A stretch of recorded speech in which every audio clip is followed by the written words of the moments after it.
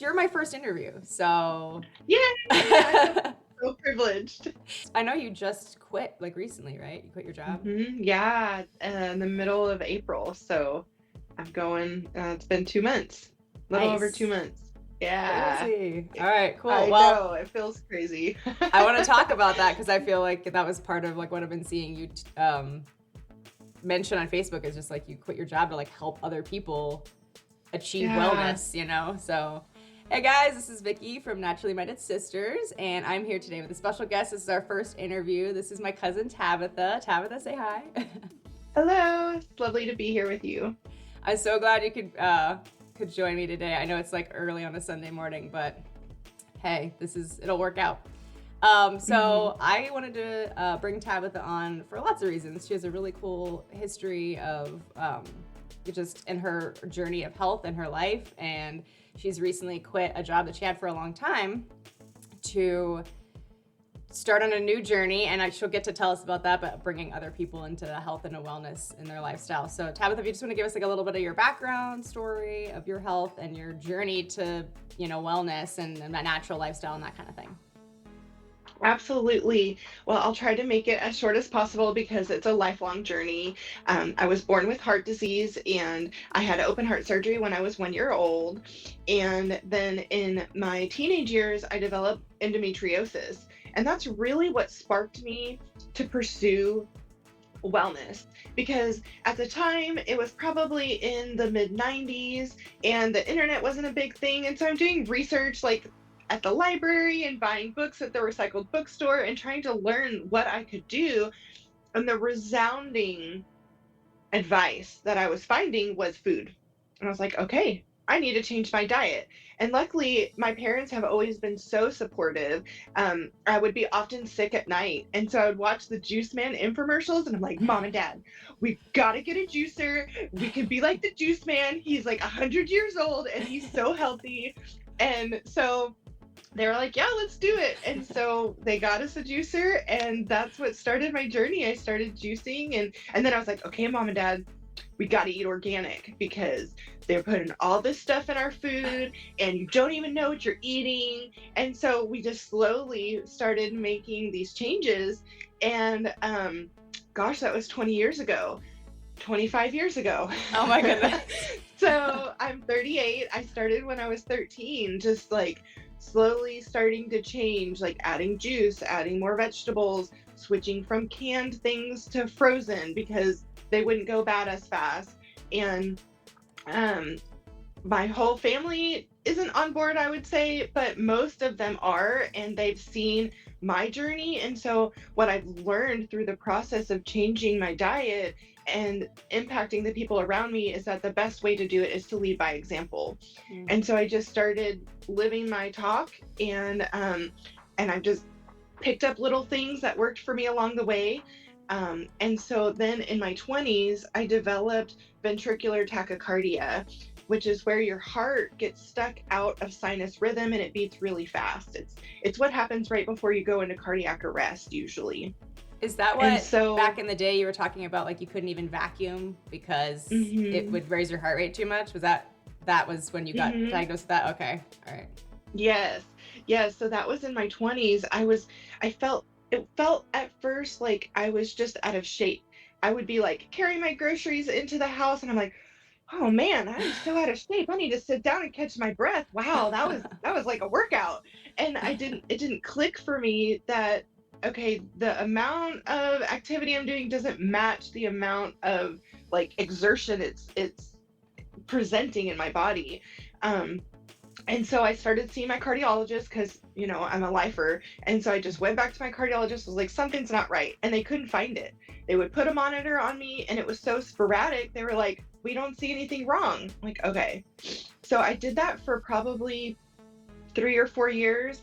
And because I was embarrassed, I didn't want people to see me wearing all these electrodes and I'm all hooked up and they ask questions. So I got to this point where I was just like, you know what? I don't care. I'm wearing that sucker to the gym and I'm going to work out until it happens. And so I can show them what's happening. And my doctor called me a week later because we'd been doing this. This was like the 4th time, and he wasn't in a hurry to watch my recording. So he calls me at work and he's like, get to the closest ER. And I'm like, whatever. That test was like a week ago. I've been driving myself to work every day. I'm fine. He's like, no, now that I know what's happening, you need somebody to drive you to the ER, and I'm going to meet you. Where are you going? And I was like, oh gosh, okay. Jeez. So I worked with my best friend. I walked up to her and was like, you have to drive me to the ER. I was so annoyed. I'm like, this is just like, I'm at work and I don't want to have to leave work to go to the ER. Anyway, so 2 weeks later, we did my first catheter ablation, and they weren't able to fix it. And so I did 4 catheter ablations before I finally was able to fix it. And it was about a 4-year journey. And so sitting around the house, not able to really do anything, just gave me a lot of time to think. And I just developed this love for trying different things to see how it responded with my body. And I was trying elimination diets and seeing if I could avoid anything. The doctors couldn't really pinpoint what was happening. And so I was like, well, I'm in control here. Like, I'm just going to figure out what I need to do to control it and hopefully fix it. And I wasn't able to necessarily fix that. It's an electrical issue, but I was able to keep my body well enough and support my body through the process of surgeries and healing and detoxification. And so I feel like that's where my journey really took off into wanting to help other people with wellness. That was like 3-4 years ago? No, that was in my 20s. I'm 38. Oh, so wait, so that was when like you got 10 years ago. What was the surgery you had like recently, like more recently then? Wasn't there a surgery you had like My last surgery was in 2014. Time is just weird. It's gone by so fast. I know. Okay. My last heart surgery was in 2014. My gosh, no, I literally thought it was like 4 years ago. Yeah, I know. You get sucked into the twilight zone whenever you become an adult. Time doesn't have a meaning. It's probably because you probably shared a memory on Facebook, and I was like, oh my gosh. And I like had the kids, right? So I was probably like, oh my, again? I probably literally prayed for you, like for recovering, and you were like, it was like a memory on Facebook. That's probably what happened. Yeah, that is what happened. So I was going through, you keep your medical records for however long. I was going through records, getting rid of things like 3 years ago, and I came across the recording that they made of my heart doing that. And so I posted, it was just like, I'm so grateful this doesn't happen anymore. And I was trying to encourage people that if you have a debilitating illness, it may not be a life sentence. And so, yeah. That's definitely what happened. But I do remember, that makes sense though, because you came to my house in Arizona. We were stationed in Arizona in like 2011, maybe. Mm-hmm. And it was like the Juice Plus conference, right? Mm-hmm. And so that was probably in that time frame where you had been like, moving into that sort of helping people and, or getting the passion for that, the beginning of all that, like getting the passion for it. Yes, that definitely fed into my passion for helping people, being a part of that community. And they do a lot of health talks and just to educate people about the power of fruits and vegetables. Like you literally have medicine in your refrigerator. And that's what really sparked my passion to teach people how impactful it can be to your health. Yeah, for sure. It's crazy. And then if I recall, Corey had Hashimoto's, correct? Or has Hashimoto's, but you were able to do the same thing. Didn't you change his diet up and like he got much better, right? Yes. We actually just saw a homeopathic doctor and she was like, your levels are awesome. Like, nice. What are you doing? And so all the things that they say to do, like for Hashimoto's, increase your selenium, don't avoid gluten and dairy. And for him, it's sugar and sodas was a really big, he had to get off soda and that was a hard thing. So yeah, we've completely changed his health since, and I mean, I don't know where he would be. For him, Hashimoto's presented as anxiety and depression and insomnia. Oh. And we were seeing psychiatrists and counselors and trying to go that route. And I mean, changing his diet was really the most impactful thing we could do.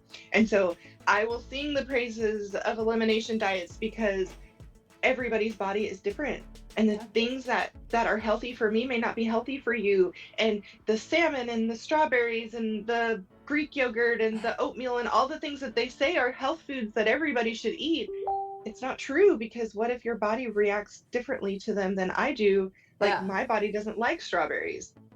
They're not the healthiest fruit for me. And so yeah, I've learned that through doing an elimination diet. Nice. Yeah, that was me as well. Like I got after my cervical cancer, I kind of did what you did when you were 13. I would have been 25, I guess, and I was like starting to look into things, and it was like the big time of like the fat, sick, and nearly dead, like the Joe, you know, I forget his last name, but Joe from that documentary. And I was like researching food and elimination diets, and you know, I remember looking at that documentary and going, I need a juicer. Like it was the same thing. Like I need a juicer. And so I got a juicer, and then I was taking Juice Plus at the time, actually, before that.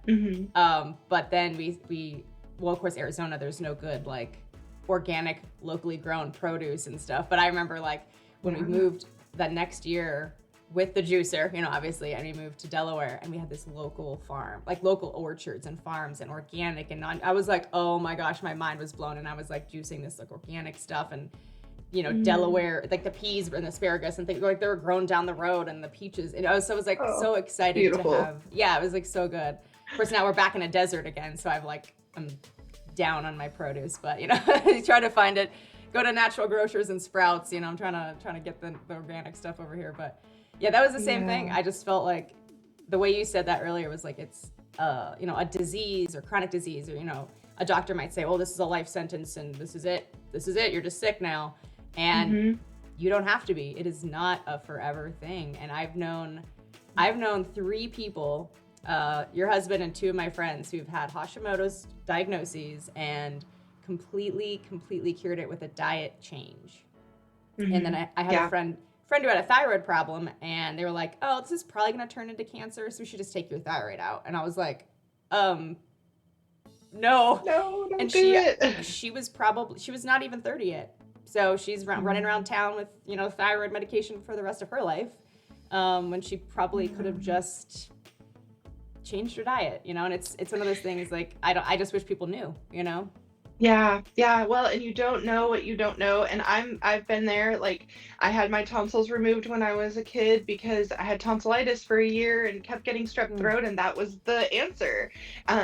And so I wish that I would have known then what I know now, but now I can share what I know so I can save other people from going down that road. And so that's really where my passion comes from, because I've been there. I ate the standard American diet. I was really sick, and I've changed my diet and I've changed my health, and everybody else can do the same.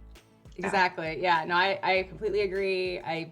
You know, we grew up pretty, like, my mom was pretty crunchy, but we still ate like not the best, you know. It was still like soda in the house, although I never drank too much soda. But it was just one of those things, like we were sort of on the right track, but it was like still canned foods and canned soups, and it was kind of like what my parents grew up with, so that's kind of what they brought into feeding us kids. And so there was a time when I didn't eat the best either, and I was like, you know, I remember when we first got married, me and John, we were like, we'd go to the grocery store and we'd buy like 8 bottles of the Gatorades, like the tall Gatorades, you know, and I think about them like, what were we doing? Like, it was just sugar water, you know. I mean, it's like, it's crazy. Yeah. But so marketing is so powerful, and they spend so billions of dollars marketing their products to you to try to sell it. And so like brand recognition and all of that. But also I think it's become more accessible. And so as people turn to that, and it's become like, especially the internet, thank goodness for the internet, because now we can get this information out to people. It's becoming more common, and people are getting on the bandwagon of organics, and so it's becoming more popular and accessible. And so back then it was expensive and it was hard to find, and if you didn't grow it yourself, you almost couldn't even find it. Like grocery stores, you have to go. We used to have this one grocery store that would carry organics, and it was so expensive. Now I can get it at Walmart, like it's everywhere. And so yeah, there's definitely been a movement towards that, which I'm so grateful for, because it makes it more accessible and affordable for everybody. Oh yeah, and I've always been allergic to dairy. Like, not even just like they had the lactate pills you could take, and I would take that with ice cream. I would still get sick. So I was just straight up allergic to it, and when I was, a teenager, there was no options. There was no, you go to an ice cream store, there was no dairy-free ice cream, and all your friends had ice cream and you didn't have any ice cream because you just were gonna get sick. So now it's like, again, Walmart, you can find dairy-free everything, dressings and butter and, so I mean, it is, you're right. It's just a lot different. I think we've been in a really fun, interesting era of like changing, being able to see the change in how food is presented to us. It's not just, it almost is funny because it almost seems like it goes back in some ways, like to how, if you think about, there's that saying like, don't eat something your great-great-grandmother wouldn't have eaten because it's not food, and Right. it's true. It's like, this stuff wouldn't have been food. And of course, how they ate dairy or approached dairy would have been way different. They weren't processing it. And, so, there's the whole raw milk movement and even, just grass-fed. We had grass-fed steaks the other night and I was like, I normally would just buy the steaks from the commissary and they're not grass-fed because they're cheaper, but like a Sprouts opened up nearby and I was like, let me get some grass-fed steaks. Oh, I mean, you could smell it before you even tasted it. Yeah. You could smell the difference. So there's Absolutely. you can tell there's a big difference between the way the conventional food has been given to us. It's like not that good anymore. It's like it's depletive of minerals and it's covered in pesticides and it's Yes. it's making us sick and people don't think about that. What they're really putting in their bodies matters. And but yeah, for sure, I agree with all that. It's like change your diet, change your life. It's Absolutely. a possibility. So I want to talk a little bit too about like how you recently quit a job you've had for a long time to join. It's in Denton. Is it the mind? Yeah, you just give me the name. It's the Mindful or Wellness something. Give me the name. It's the Center of some Wellness. So I got my degree in 2008 and I got a degree in business management because I was like, I don't really know what I want to do when I grow up. Business management, I could do probably anything with that. And so I've been on this trajectory to be a manager of some business. So I worked for the local government. I was the assistant purchasing manager and I managed 9 people. And I didn't do that job for 8 years, but I worked at the city for 8 years and worked my way up to that point. And so during COVID really was when I was like, I can't go anywhere. What am I doing with my time? Like, what am I doing with my life? I'm 36. Where am I going? And so this isn't what I want to do forever. Like when you finally get some time to slow down and look around and you're like, this is not what I expected my life to look like. What can I do differently? And I just signed up. A lot of the health coach certifications are online. So I was working from home because everybody was. And I just started going to my class at night after work, and it was super convenient. So I got my health coach certification through the Dr. Sears Wellness Institute. Oh, nice. And that's when I kind of got the ball rolling. They offered a website through the program, so I had them build my website, and I just started telling people around me and just offering like, hey, I'm learning this cool thing, I'm learning more, I want to share what I know. And so I posted it on Facebook, and one of the guys that I worked with at the city opened a wellness center with his wife. So his wife, I think she's been in business 7 or 8 years, she has mindful counseling. And so he did not a spin off, but in addition to, he opened Mindful Wellness Center. And so we're housed in the same building. So we offer counseling services. And so we want to treat the whole body. They just saw this need where we're treating this one thing and we're putting things in their own little box instead of seeing the body as a whole, which is what functional wellness does. You look at the body as a whole because everything's connected. Yeah. And so they're treating the mind and the body with wellness. And so he saw me post on Facebook that I was a health coach. He was like, hey, we're opening our wellness center next month, I think it was. We want to have you as our health coach. And so in July of last year, we opened the wellness center, and I started working there just kind of like when I could.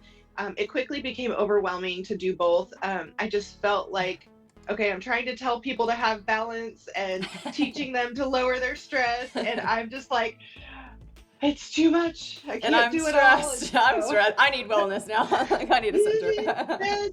Yes. So I just got to this point, and of course, my husband's so gracious. He was like, "Okay, let's create a plan. Let's find a date to work towards." And so we just saved up some money and made some changes, paid off my car, and was like, "All right, we're in this place. Like, it's time. Rip the Band-Aid off. Scared as hell. Just did it anyway." And I quit my full-time job to focus all my energy on wellness, and it was the best thing. I feel probably took me like 2 months to detox and like re-establish my nervous system to where, like I'm not stimulated all the time, and I'm not go, go, go and managing people and spending all my emotion and coaching and all the things all the time. And so I just feel so much lighter, and I can just really focus on helping people. And it was the best decision I ever made, for sure, because I feel healthier in my life doing that. So For sure. I was gonna say it's one of those things, like you said, about purpose. It's like when you well, COVID, of course, was an interesting time for everyone to be like, slow down in a way. But yeah, I think eventually, even without COVID, I think it probably would have hit you at some point. I think it hits everyone at some point where they just go, wait, what? Like, I'm gonna do this for the rest of my life, like, or where am I going, or where do I want to be in 5 years? And I feel like you have those. Either it's like you have that random idea, like thought in your head, or like your husband says something, and then you think of something, and you're like, oh no, and it's like whatever is gonna happen, it's gonna happen. And I'm glad not glad for COVID, but I'm glad that it happened for you in a time where you're able to like sit and focus and like almost reset your your life in a way. But that's great too. yeah. When you, like you said, when you feel better, Mm-hmm. and healthier in this new job of making other people healthy too, like helping them. So that's kind of a double, it was a bonus, right? Yeah, well, changing my environment now that I'm in a healing space, it's like a totally different energy. It's a totally different flow and vibe. Like nobody's rushing, everybody's relaxed because that's what we do. Like Yeah. people come in and float, and they just like, all their stress dissolves and they come out so relaxed. And I mean, how can you be stressed around people like that? So Yeah. No, exactly. And that's something I want to talk about with you as well, because that's something I've heard a lot about. My sister as well. We were both, when she was here when was she here? What's today? June.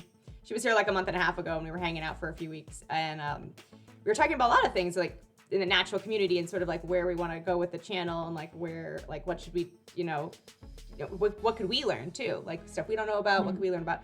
She's getting into like red light therapy. Yes. And so I don't know a lot about that. I know she is just she's begun it. She's got a loom box, and she's been reading all the benefits and stuff. And so I'm a step behind her on that. But like both of us are 2 steps behind from you, because we don't know anything about floating, but we hear about it all the time. So I wanted to ask you about floating, what you think the benefits are, like your personal experiences, and just go ahead, give us all the info. All right. Well, I want to sing the praises of red light therapy. I have an infrared sauna, and I would say it's more impactful because the light can penetrate through your skin better than just like a steam sauna. So kudos to her for that. That's definitely something in my wheelhouse. Float therapy, I was new to that too. I was introduced to it a year ago. They got a float tank at the wellness center. And so one of the benefits of working there is that I get to float. And I would say for me personally, my experience was, it took me a little while to disconnect. And so it's a sensory deprivation tank. It's filled with 1,000 pounds of Epsom salt. So you literally cannot sink because of all the salt. And so I was recovering from an accident that I was in, and I was having some cupping because I had some trauma in my muscles I was T-boned, and so the motion, so I had lots of like stuck tissue and fascia that I needed to release to heal. And so I would go and have these cupping sessions, and then I would go float, and it was like the combination, it helped my muscles repair, it helped relax me. I suffered a concussion, and so it was helping like with the sensory that I was struggling with from the concussion. Just like the sensory deprivation, you don't have anything, there's no light, you turn the light off, you shut the lid, the water's 94 degrees, so it feels like an extension of your skin, Mm. and you're just laying there and nothing's touching you. You have no electronics, you have no stimulation, you're just in this dark little chamber floating there with nothing touching you. And when you do that, your nervous system can finally calm down, your cortisol can finally decrease, your stress level and your heart rate can slow down, and then you're getting the benefits of the magnesium. Magnesium is one of the highest depleted. Like, our soil doesn't have it. People have to take it in supplement because the soil doesn't have it, our food doesn't have it. And because our soil doesn't have it, the animals aren't eating it. And so we're not getting it from the sources we used to get it from. And so, yeah, take your Epsom salt bath, great, all for an Epsom salt bath, but this is like an Epsom salt bath times 1,000. And so, so I don't know if you've ever taken a bath with Epsom salt and just felt so relaxed and it soothed your muscles. Well, times that, I don't know how many times, but at least by 10, because that's like your whole body is just submerged in this Epsom salt, and then the lack of sensory, and they've shown that it decreases hypertension and blood pressure, and it helps with PTSD and anxiety and stress disorders, anything pain related. And so I definitely was using that for my hip pain and my neck pain from my accident, and just like recovery, just taking it's similar to the relaxation I would feel from a massage, but without anybody touching me. And so because of the sensory that I needed to take a break from with my concussion, and just like getting back from COVID, where you're home, nothing, you don't have all this coming at you all the time. And so when I went back to work, and like I walk in and everybody's like, good morning, and they're in your face and they're trying to talk to you, and you're like, I haven't had my coffee yet. And just just everything coming at you all the time, taking a break from that and unplugging almost, it just kind of helps you reset. Yeah, nice. Yeah, I have heard, I have a friend who's a firefighter, and he does it for stress. Absolutely. For obvious reasons. And that was the first I think I ever heard of it, was actually through my friends who were like, he's a firefighter, and she was telling me about how he does this floating. Have I heard of it? And I was like, and again, this is probably like two years ago. But this is also like when, John was deployed and I was with 2 kids by myself, so I didn't have time to even like breathe, let alone like research float therapy. Like, but it was on my radar been on my radar for about the past 2 years, and that just sounds amazing. Now I feel like where are we? We're in Vegas now, so I'm like, where are we? There's probably something in Vegas. I know there was nothing. Absolutely. In Delaware. I looked for float therapy in Delaware at some point, because what I would try to do was, again, when you're just trying to survive, when your husband's deployed, you get a babysitter once a week or as many times as you can, and you try to do something for yourself. So I got massages. But I got my nails done once. It's not something I normally do, but it's just like something to get out of the house in the winter. And so I thought of indoors things, and I was like, float therapy, nothing. So Delaware is a little bit behind. I haven't looked for it here, but there's got to be something here. It's huge. Yeah, surely there is. And honestly, we're the only one in town. Really? And okay. I think that the closest one to us is like 30 miles away. So even though, Texas is huge, but it's still developing and it's still becoming a thing. And they're just now doing studies to prove the benefits of it. And so I think it will continue to grow and spread because of the benefits. But surely they have something in Vegas. They have everything in Vegas. I know they actually have more than we need. I'll attest to that. Yeah. So how long is it, like a float session on average? I personally would recommend people do it at least an hour. Some people are unsure. Some people are claustrophobic. So you do what works for you. You do have control. And so I think it helps people to understand that you can control your environment. You can leave the light on. You can leave the door open. So you can kind of control your environment a little bit more. But I don't think 30 minutes is quite long enough for people to fully relax, because you kind of have to let go and let it hold you. And that is so counterintuitive to your brain. You're like, you're in water, you could sink. And so you want to like hold your head up and like hold all your muscles. And so to really let go and fully submerge yourself and give into it can take people different amounts of time. But in our tank, you can play your own music. And so I really love like the solfeggial tones or like the frequency music, and sound travels faster in water. And so I'll put, and you're like 60+% water. And so I'll put frequency music on to kind of help me relax, but also raise my vibration, and just to create this like whole meditation healing environment. So everybody's different. I've had people come in and listen to like hardcore heavy metal. That doesn't seem relaxing to me, but to each his own. Yeah. So whatever works for you, but I would say at least an hour, because it took me at least 20 minutes to fully just like let go and give in. Nice. Okay, yeah, that I was I want to say it was last January. I got a Whole Tones. Have you heard of that one? Whole Tones, like the frequency music. It's like I think it Sounds familiar. They go by color, I think it was. It was like there's like the red one, the blue one, the purple one, and I was with somebody who was like, they turned something on for relaxation. They're like, oh, this blue one's stupid. They're like, or whatever. At that moment, they just didn't want the blue one. They wanted a red one or whatever. There was like different. I'd have to look it up because I forget exactly the different kinds. But that was the first time I was ever exposed to like the idea of frequency music. So that makes sense almost to put it in a time like floating when you're, you know, already relaxing, and then like you said, the water, it travels or the sound travels faster in water. Yeah. So my favorite healing sound, Dr. Jeffrey Thompson, he's he's a doctor, but he is like a sound doctor. And so he does lots of different things, but on Spotify, he has free playlists, and you could just listen to it for free. Yeah, that's what this was. Whole Tones. This was another healing frequency music project. That's what it was. Yeah, I got it right. Okay, I was just making sure I got it right. But you said Dr. Jeffrey Thompson. I'm gonna write it down. Yeah, he has a Spotify playlist, and so I'll usually kind of go through and pick one that whatever it is. Sometimes I'll set an intention because all you can do is lay there. Like I want to have an intention, just like for a yoga practice, what I want to focus on and bring about. If I get stuck, like, I don't know, if I need to come up with an idea or I just get stuck in something, I can go and like sort it out in the float take. And nice. Depending on what kind of thing I'm trying to work through or what I'm trying to do, I'll pick music to support that.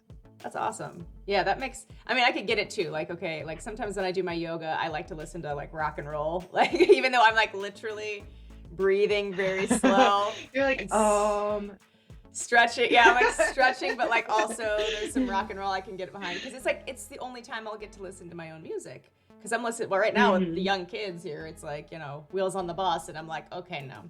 And I'm never in the car by myself, you know, and so, I mean, like right now, John has the kids in the back, and he's like, he's bribing them. He's bribing them with candy and video games, and you know, he's got all the anything to keep them back there. Just keep them. I was like, can you keep them for a little bit? Like, I know it's Father's Day, but like, it's Father's Day. Like, take your kids. That's what you got to do.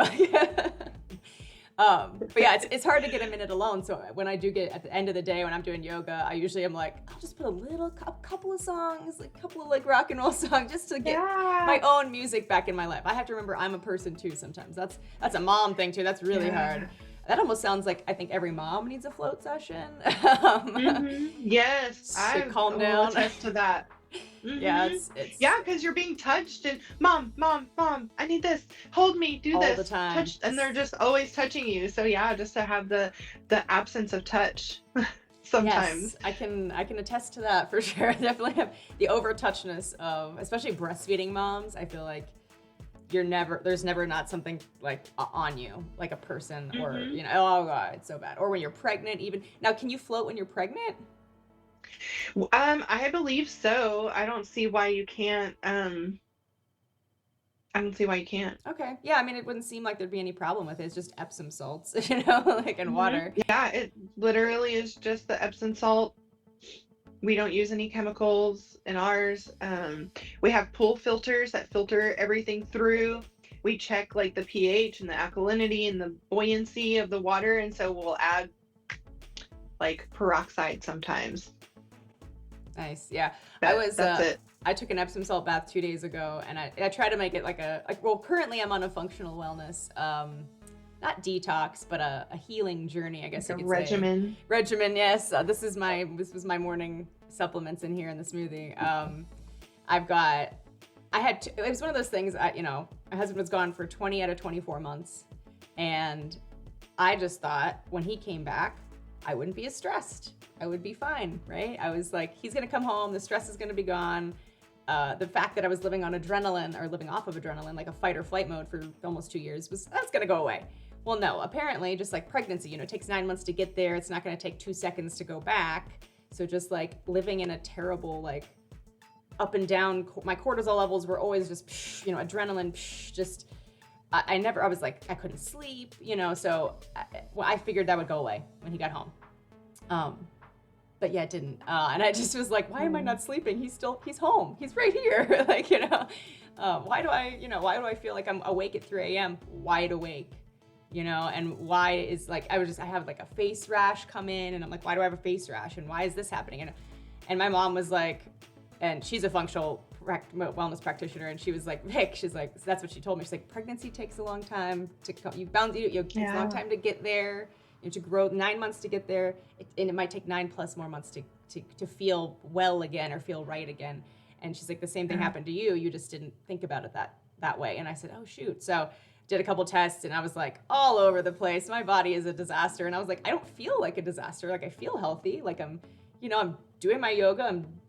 I had, like you said, it's a whole body thing. So it's like treat your whole body. So it's making sure your mind is right and you're sleeping right, and so it's like, what's the DRESS protocol? It's like diet, rest, exercise, stress reduction, and sleep, I think is what it is. And it's like, you just want to like all encompassing, all your whole body, or supplementation, not sleep. Rest and sleep are the same thing. It's supplementation. It's like diet, rest, exercise, supplementation, and stress reduction. And yeah, you want to, just like treat your whole body, not just one thing. And I felt like maybe I was just trying to treat one thing, or I was treating it like it was one thing. I was treating it like, well, he gets home, I'll be fine. Not the case. Some things were easier, yes, and I felt like a huge weight was lifted off my shoulders when he got home, but it was still like my body internally was still suffering, and I didn't really even think about it that way. So being on that right now, I think I'm on phase 1, which is like there's multiple phases of getting your body back to where it should be. It doesn't take a minute, it takes a long time. But yeah, I'm like off dairy, off gluten, off soy, off corn, off oats, then I've got my supplements, and I'm like got my bedtime routine, which includes magnesium. I have a magnesium lotion and like Epsom salts and like in my bath, and I was looking up magnesium specifically, like you were talking, we're really deficient, like what you said, 90% of people are deficient or something. Magnesium performs like over 200 functions in our body. So many, and there's so many different magnesiums. Yes, so yeah. It's crazy. So I can imagine floating would be super helpful, especially now for me, doing this whole healing journey. But I think sounds like it could be helpful for anybody too, actually. It would very much so complement what you're already doing, because what you're striving for, from what I understand, is to get back into the rest and digest and lower your cortisol and calm your nervous system. And there are other ways. I don't know if there some of the things, not to coach you right now, but some other things that you could do. Please coach are like me. activating your nervous system or your vagus nerve by like tongue scraping or humming or gargling to like activate the back, because your nervous system runs along your spine. And so if you can activate that in those ways, even singing, you want to like project your singing, so not like screaming, but loud enough to where you're going to activate the back of your throat, like gargling would do. Or I don't know if you're including breath work, because a lot of different breathing techniques can calm your nervous system, especially like a 2x breath, where you breathe in for a count of like 3 and out for 6, or in for 4 and out for 8. For sleeping, I would recommend the 4-7-8 breath, where you breathe in for 4, you hold it for 7, and out for 8.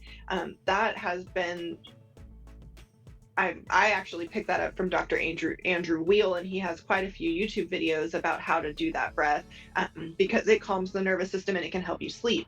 And you do it 3 times. And a lot of times, if I wake up at 3 a.m., because it's just a thing, it happens. I had a hysterectomy, I went through menopause, and like all of a sudden I wake up at 3 now, and that's my life. And so when I wake up, I just do that breath, and a lot of times I can calm myself back down and fall back to sleep with that. I have been tongue scraping for years now. I just think it Good. like in general is for oral health helps me. But yeah, that's for sure. So I've been doing that for a long time. But the 478, I saw that because I saw that when he was deployed. I was looking up like, how can I go to sleep? Because I couldn't take anything. I had little kids. I was the only adult in the house. Like I can't be on sleeping medication, and not be able to wake up if someone's, hurts themselves. So yeah, I had saw the 478 and I've definitely tried that. And it's funny. So I also had, I think I told you, I don't know. I had a partial hysterectomy. I have my ovaries still, but ever since, but also it was like the same time. I had it right before he left for his whole thing. So I couldn't tell if like the hysterectomy had anything to do with it, or like waking up at 3 or it's all connected. Like I bet it does. So it could be a combination, but I'm sure it contributes. Yeah, for sure. So I have a hormone test I'm about to do, a full hormone test. It's like a 2-day test. It's the Dutch test. I don't know if you've heard of that, and you do it over a 48-hour period so they can test your hormones throughout a 2-day period. Yeah, they fluctuate even throughout the day. So yeah, so that's why like they didn't want to just do like a one-time blood work of hormones, like a hormone panel. They want to see it over time. And one of the things is like if you wake up in the middle of the night, because it's a urine samples. So like if you wake up in the middle of the night between the 2 days, definitely test that urine, because it's going to show, what's going on. What's happening? Yeah, what's going on at 3 a.m. when you're wide awake and you're like, oh 3 a.m. like, hello. But yeah, it's there's so much. Yeah, well, thanks for the tips too. I'll you said Andrew Weil. Dr. Andrew Weil. I'll see what else. I think it's Weil. Oh, yeah. Actually, you know what? I think I follow him somewhere. I feel like I've seen that name before. I'm sure you do. He's pretty well known. He was on like a Joe Rogan podcast like a year or two ago, and he's been popular for a while. I learned about him actually through the Origin store at the mall. And I was like, oh, who's this doctor? And he like talked about mushrooms in your products you put on your face and using healthy products, and so I was exposed to him and started following him, and I think I bought his book or something. But yeah, he's been around for a while. He's an older guy. Yeah, that name, when you said it and I was thinking in my head wheel, like the wheel, and then when you just spelled it I was like, oh wait, no, because I probably haven't seen his first name. I just probably see Dr. Weil, and that's probably who I'm thinking. Yeah, for sure. Well, I don't want to take up too much more of your time. I know you have a busy day, but I definitely wanted to ask just a couple more questions. So one, you kind of touched on it a little bit, but I find it something that I end up talking to a lot of people who live a more natural lifestyle. We end up talking about it a lot, and it's how our friends and family approach us, or not approach us, but like how they react to us. Like I've known people who have not quite lost, but kind of gotten on like the outskirt because they were like, well, I don't want to do this anymore. I don't want to drink anymore. I don't want to, not that I don't drink. Not currently because I'm on a regimen for functional wellness, but it's like, I had a friend who like completely quit alcohol for a functional wellness thing and then never went back to it because she realized that's what was giving her anxiety.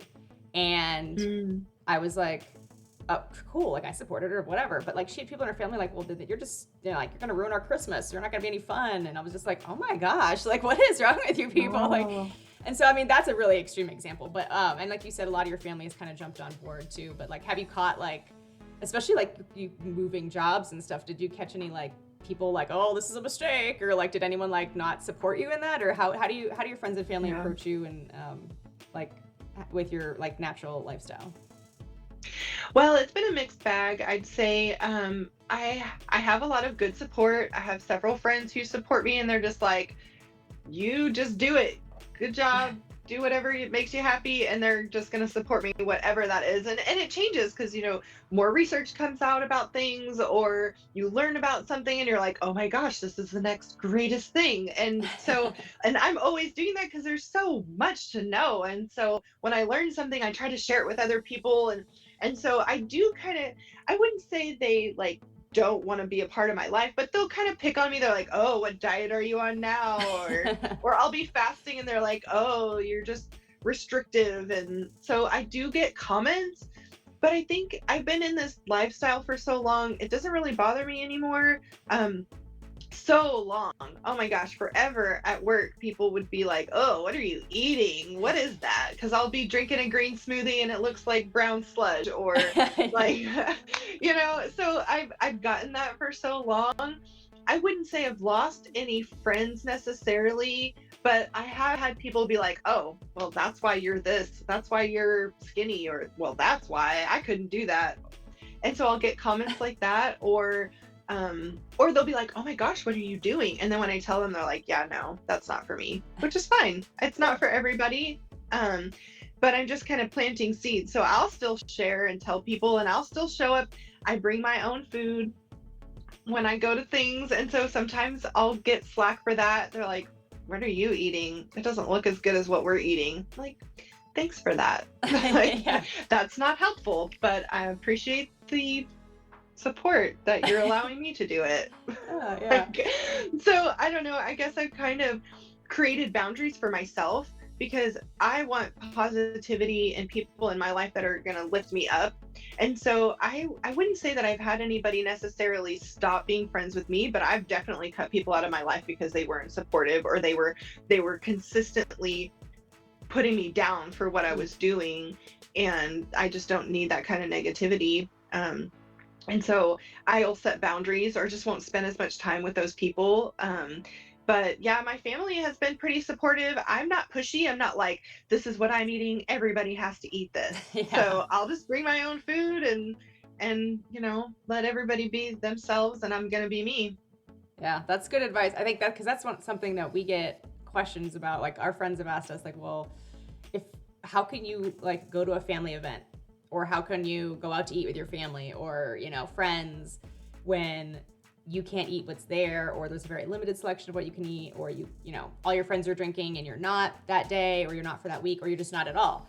And I think that's, like, you said a lot of good things there. Like, sometimes you have to cut people out of your life. You can just bring your own stuff and not care. And that's something that I think a lot of people have that problem with, is the self-confidence with that. Like, you have to be, if you think you're the most, not you're the most important thing, but like your health is the most important thing, right? For you to be able to give to others, as far as like, for me as a mom, I felt it was super important to, if I'm not right, if I don't feel well, how can I take care of my kids, right? And well, and they're always watching you, what you're doing. Yeah, that too. So I think it was worth, it's worth me getting myself right, being healthy, for them, for my husband, for my family. How can I take care of anybody, if I can't take care of myself, or if I'm not feeling well. So I always tell people, like, if you think that, if that's what you want to, if you want to be healthy for any reason, like, what's the reason you want to be healthy, and they give you a reason, then I would say, then it doesn't matter, like you said, if you have to bring your own food, and it doesn't matter if you don't drink on New Year's Eve that year, or, whatever, I try to tell people all the time. So that's the kind of, like, do you find that, like, when, as a wellness coach, do you find like people being like, oh, I can't do that, like, or is it, do people probably, by the time they get to you, are they pretty much like, no, I need to do this? I get both. I do get people that like, I've tried everything, I don't know what else to do, help me, and they're willing and ready because they're just at that place in their life. And then I've also had people be like, oh yeah, that's too restrictive, or I just can't do it, or whatever, which is fine because those aren't my people. And so to go back to what you were saying a minute ago about how some people aren't confident enough, I just want to encourage those people, because this did not happen overnight for me. Like, I went to my 6-year-old nephew's birthday party on Friday night, and they were serving pizza, so I ate before I went. I'm not going to come to a public place with my little cooler and whatever, and like, it's awkward to eat your own food when everybody else. So yeah, don't do that to yourself. I ate before I went, and so then I wasn't hungry, I wasn't tempted. I think I had one slice of gluten-free pizza, and it was fine. Like, New Year's Eve, I'll bring my own special drink because I want to have a special drink too. I drink alcohol, but sometimes I don't, and so I'll bring kombucha, or I want to have something fizzy or fermented, or like a certain flavor. So I just bring my own special whatever. So I still get to have something special. Like, it's not about deprivation. And I encourage people who come to me that feel like what I do is too deprived, that it's just making small changes. So instead of eating regular pizza, maybe it's a gluten-free pizza. It's the baby steps. It's little changes that make a big impact over time. Don't go throw everything out of your pantry away and start completely over. Like, you're going to be so overwhelmed and you're going to feel like you can't be successful. Don't set yourself up for failure. Make small changes, one thing at a time. Once it becomes a habit and it's easy to go to, then change something else and add something else into your life. You don't have to just change your whole life all overnight. It's definitely a process. For sure. Yeah. I mean, even just switching not just foods, but like products in the home, like that was one of my biggest things. And I remember thinking, because it was really after, I mean, we were like I said, we were probably like on a 60-40 healthy ratio when I got cervical cancer. And then after that, of course, it was like I flipped everything upside down and I was like, we're gonna switch everything. Oh my gosh. And I just remember like pulling all the groceries, like foods we had in the pantry, and I put them on the washer and dryer, because John would come home and come in through the garage door and the washer and dryer right there, and he would see all the foods. And I was like, I stopped him before he like went any further from the laundry room. I was like, can you live if we don't eat any of these foods anymore? Like, are you gonna be okay if we never buy these foods again? And he was like, what? Like, he didn't know what was going on. He's like, what happened here? What were you doing while I was at work? And I was like, I've been doing some research. And I feel like that was one of the first things. Is like, I pulled the food out and I was like, okay, no more Doritos, no more rice-a-roni for us. This is it, you know? And then it was like products. And I was like, okay, what can I do to get rid of, like laundry soap? What should I switch next to? And so it was like you said, it was like once that bottle was empty, then I'd buy the new one. I wouldn't just like throw out what I had. Same with makeup. I like used what I had up and then bought different mascara and different, you know, blush or whatever. So definitely a process. And I think, I want to say, well, when would that have been? 2012? Actually, I did that food thing years before I got cancer. Actually, now that I think about it, because that was a separate house. I don't know why I did that then. I was just always researching. I was always like, I was already in that natural realm, but the food thing probably would have been like 2010. But then after cervical cancer in 2012, it was like, even like overdrive. I was just like, okay, we're switching dryer sheets and we're switching laundry and we're switching makeup and, that was 11 years ago, and it definitely was, it didn't happen overnight. It does not happen overnight. No. You can't force it to happen overnight. And so you're definitely right. You have to take it slow, for sure. All right. Well, let's see. I wanted to ask you too what your favorite natural products are before we leave, in case there's anything I don't know about. Yeah, I did grab some. So I'm glad you mentioned makeup. I use the crunchy makeup. It's crunchy. I don't know about that. See, this is why I ask this question to people. Like, what do you use? Because I always want to find a new product. Yeah, it's a women-owned company, and they put like essential oils, and it's non-toxic. All the ingredients are on the bottle, and you can see like what they put in it. Nice. And so I definitely support Crunchy. I like their mission. I like that it's women owned, and they like started it themselves, and it's grown into a really big thing. Nice. The other thing that I really like is this toothpaste. So I didn't even think about how you have lots of bacteria in your mouth, and I can send you links to these so that you can link them. But like this toothpaste it contains prebiotics, it contains vitamin K, C, D, and E, ionic minerals, and CoQ10. So when you kill all the bacteria in your mouth by using whatever, I'm not going to name any products, but you kill the good bacteria too, and your digestion starts in your mouth. And so then it affects your gut. And so everything's connected. So if you start with something that's going to support prebiotics in your mouth and support the healthy bacteria to grow, if you have enough healthy bacteria in your mouth, then it's going to push out the bad. And so anyway, I feel like that was a really big change for me. It was weird because it doesn't foam like the normal toothpaste and Mm-hmm. it doesn't taste like the normal toothpaste. And so there was an adjustment. There's lots of different brands out there. I'm not saying this one's the best brand, but I would say paying attention to what's in your toothpaste and mouthwash and how you're cleaning your mouth is so important to your digestion, and your digestion is everything. The other thing I would say is Dr. Bronner's soap. My light is probably going to make it weird. But I see Dr. it. Bronner soap, I was introduced to Dr. Bronner soap when I turned 18, when I got my first tattoo. And the guy who gave me the tattoo used the soap to clean the area before shaving. You know, they shave the hair off of wherever they're tattooing. It was my tattoo here on my wrist, so that's why I'm doing that. And so he told me, like, yeah, I've been using Dr. Bronner soap to shave, and I never get razor burn. And I was like, what? He like changed my life because I'd never experienced shaving without razor burn. And so I switched to that soap, and I literally use it to clean my house. I use it for everything. I buy it. They sell it at Natural Grocer in these big jugs, and I like buy it and use it for everything. I love it. I even watched his documentary. He was a scientist, and I don't necessarily support the way that he developed it. He used to do like experiments on his children because it was like a really long time ago before that was regulated, and he did develop this soap.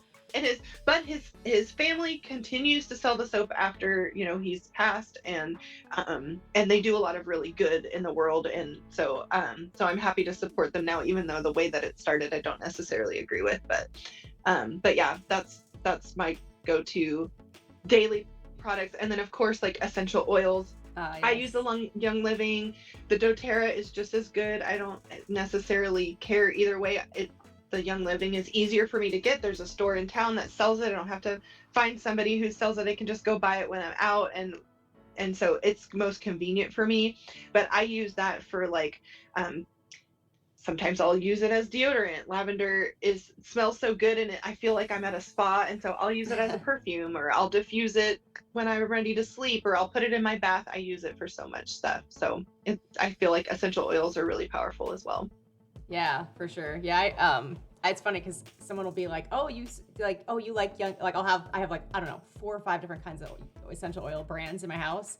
Someone will come over and see them, and they'll be like, "Oh, is that your favorite?" And I'm like, "Oh, no, not necessarily. Like, it's just like that was what I had like access to or whatever. You know, like I had, you know, plant therapy. I have doTERRA. I have Young Living in the house. Like I have them all, and there's really like none that I would say is like better or worse overall. Like." Yeah, the only thing I would say is if you buy them from Walmart, don't ingest them.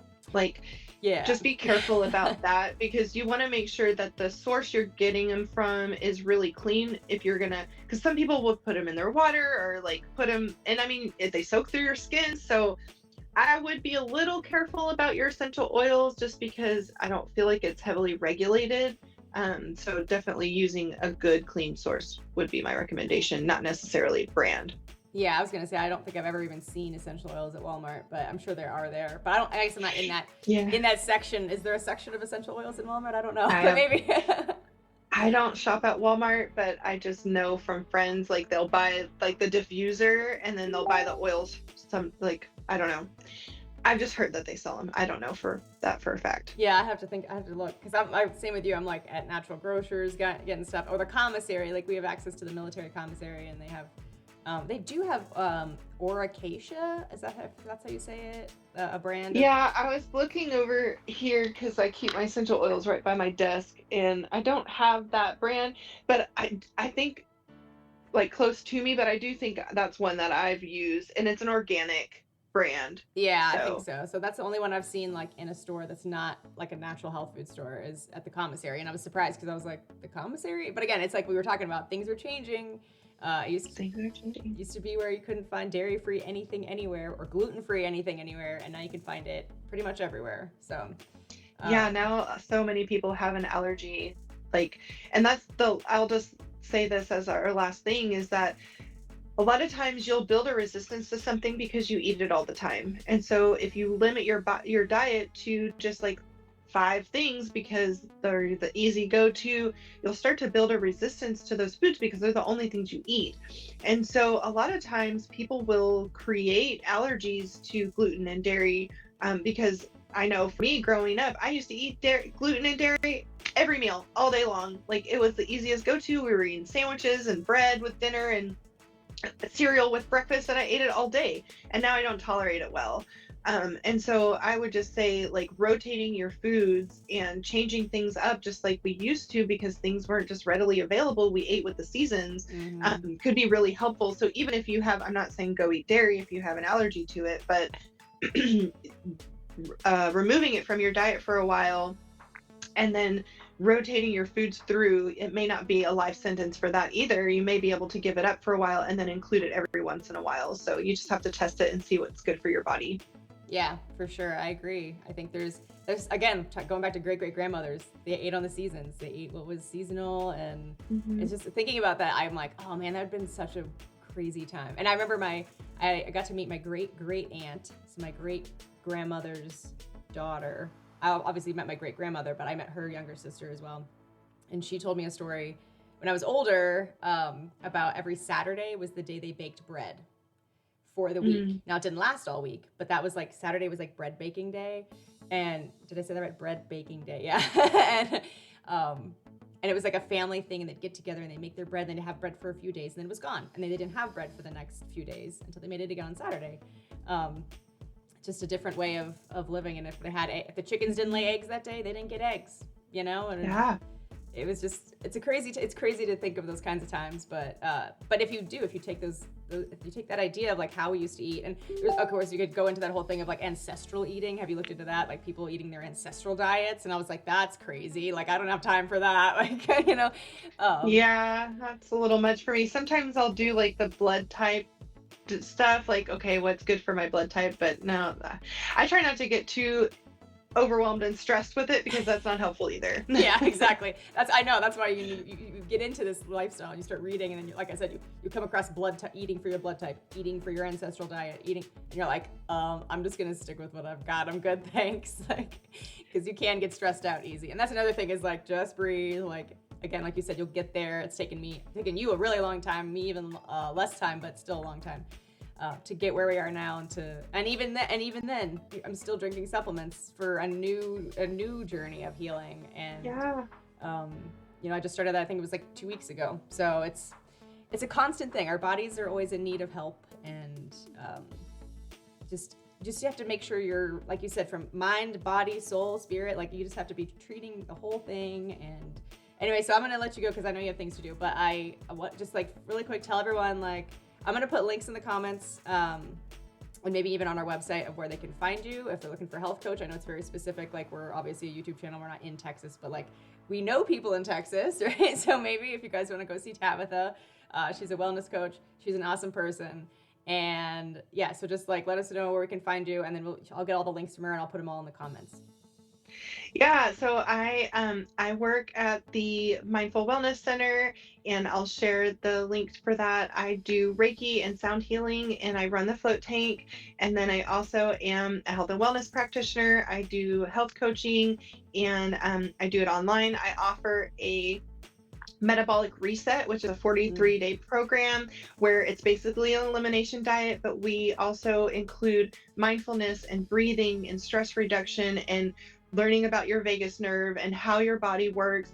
Because when you are stressed and you're not chewing your food fully and you're not present when you're eating, a lot of times it's really difficult to lose weight.